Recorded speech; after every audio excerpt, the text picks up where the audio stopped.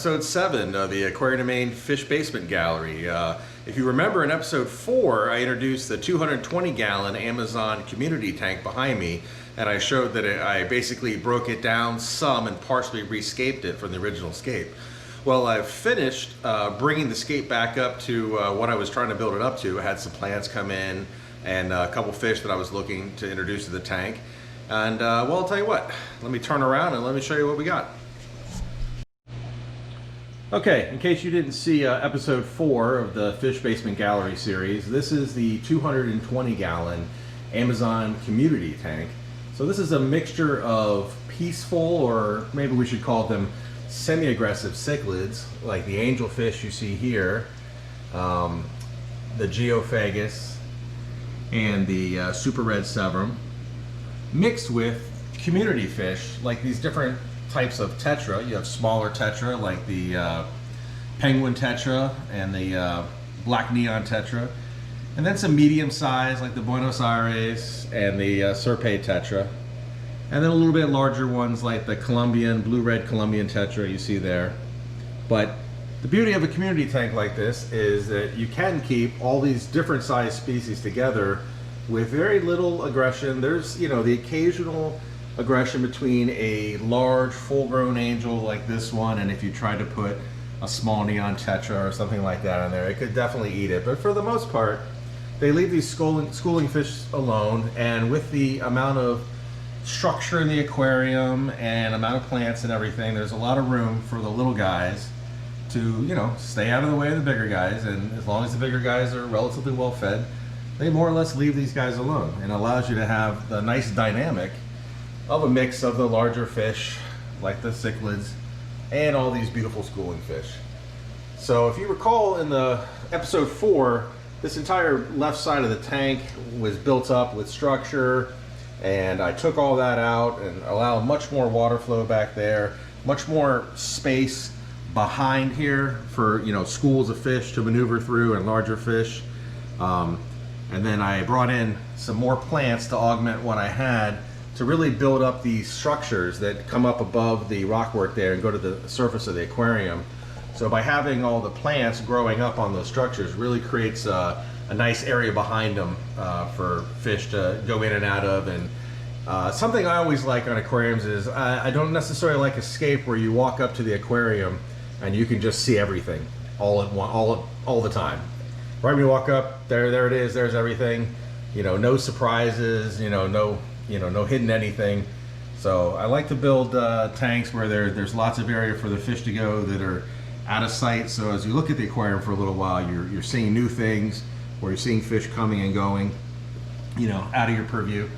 So I usually look for something like that in my aquascapes. And then of course, a functional aquascape where you need to have the right amount of water flow moving through. You want to have aquascape that fits the fish, you know. So for example, a cave big enough for a severum to hang out in, areas that a school of geophagus, as you see down here, can swim through, and then of course open areas for your larger community schools, and of course larger angels. All right, so before I go inside the aquarium, I thought I would feed the fish. They haven't been fed today, and then afterwards, let me take the camera inside the aquarium and see if I can get you a better view of the scape from the inside out. All right, let's get these guys some food. All right, with a mix of fish, you can imagine we're gonna have a mix of food. So what we have here is a little bit larger pellet, 2 medium-sized pellets, and then a flake. So hopefully we're gonna have something for everybody here. And we're gonna go ahead and just pour that in the top, and that should bring everybody out. So another thing too, there are a lot of cory cats in here as well. So I'm always making sure to have plenty of the food make it to the substrate of the aquarium so that the school of cory cats will have something to munch on, as well as any other catfish. There are plecos, and there potentially would be future small catfish in here. Another substrate feeder are the geophagus, These are redhead Tapajos geophagus. Now, while they will certainly eat out of the water column, they will also go along and clean up the sand bed for anything left over. So they'll scoop up the sand and anything in the sand in their mouths and spit the sand back out and then keep the food. And of course, as you see here, cichlids, they're not picky eaters. So this angel, he's happy to go down to the substrate and pick food right off the substrate. He's not too worried about just getting out of the water column. And you can see his friend over here is happy to take it right off the surface of the water. And then of course, the schooling fish, they're looking more at that flake food that they're going to take from the water column and from the surface of the water. It's always fun when you feed because you know, it brings everybody out. Like you see these little angelfish that were just chilling in the plants and probably didn't even see them, and then there they are coming out to get the food, and it kind of brings all the fish forward. So as nice as it is to have an aquarium where the fish are going in and out of sight into, you know, caves and thicket of plants and everything, it's also kind of cool to bring everyone to the front. You kind of get an idea for everything you have in the aquarium. You know, you see them all at one time.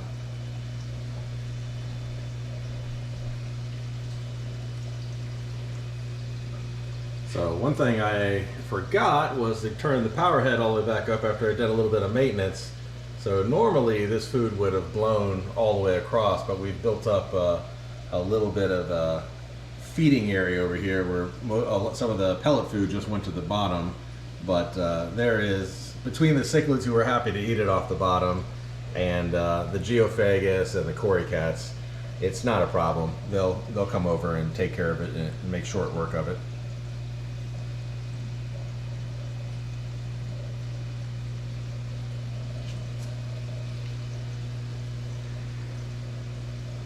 As you can see, even though it, depending on you know, how you feed, how you maintain your aquarium, it might look like a lot of food at first, but if you can see, the fish are making quick work of it. And if you look at the fish, nobody is overly fat. I mean, when you're trying to gauge whether you're feeding your fish enough, so like in this case, I generally feed this tank twice a day, and you're looking for, first of all, how do the fish behave? You know, are they swimming around? Are they active? Is their coloration strong? You know, are they just acting normal? Second is any sort of obvious signs like, you know, problems with their finnage or growth or anything like that. But then lastly is simply just the girth of the fish. So you're looking, you know, does the fish look skinny? Does the fish look fat? Or does the fish just look, you know, healthy? And that's a good indicator of whether you are feeding the right amount, whether you need to feed more or less. Just catching the small group of young angels here in the back. So that was one of those things I was talking about earlier where I was kind of looking for them to show them to you.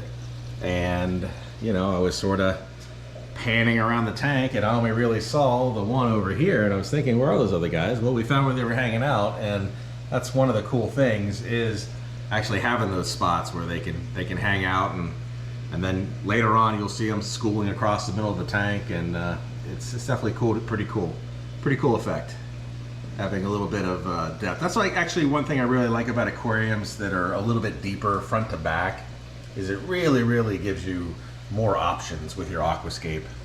If an aquarium is too shallow, it really limits what you can do. There's the electric blue acara. I think that's the first time we've seen him in this video, finally coming out. I don't know what he was doing back there, being a little shy, but he's out and about now. And a little view of the geophagus. Looks like he's got a mouthful of sand he's sifting.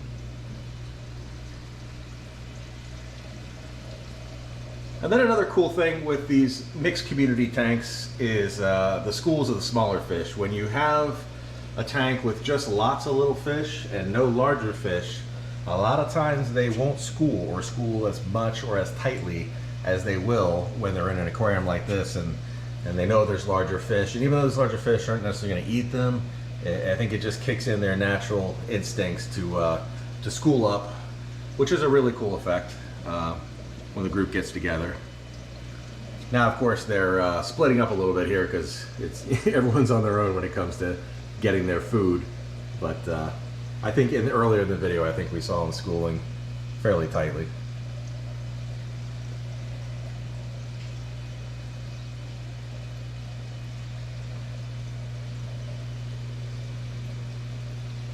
And as you see here, as far as plants go, it's just plants that are fixed to the wood, that are water column feeders. You see they grow their root structure down, and they'll take nutrients directly from the water column.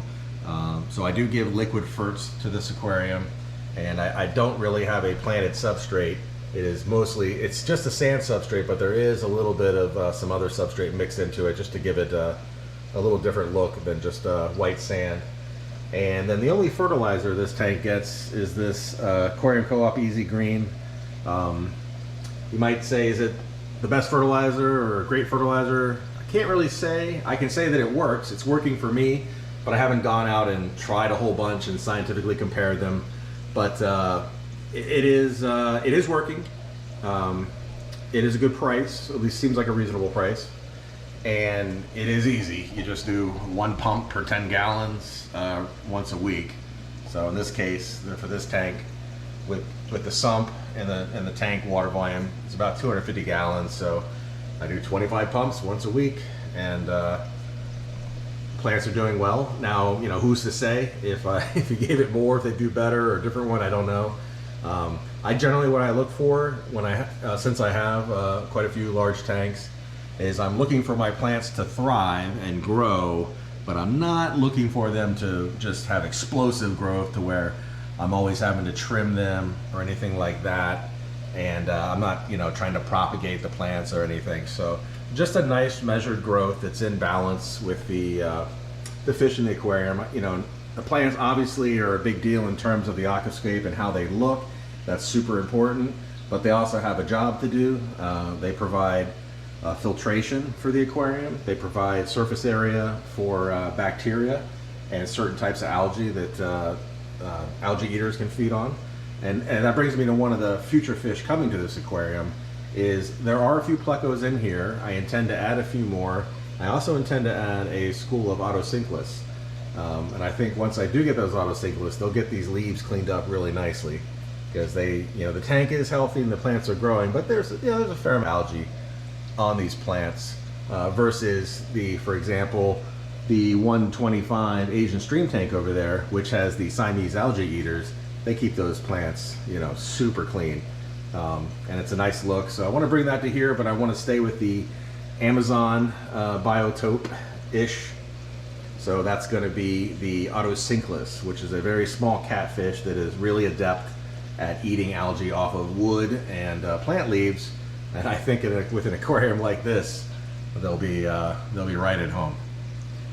All right, well that's I think enough from the outside. I think we need to take this camera underwater and see what we see from the inside of this aquarium.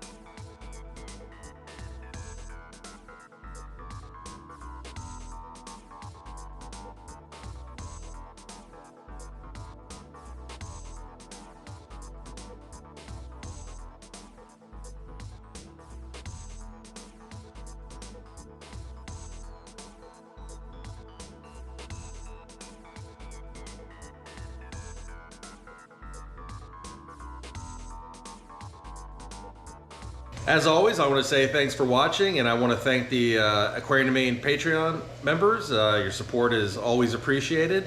And just a heads up on upcoming videos, I'll be doing a how I built it video on the 3,000 gallon behind me.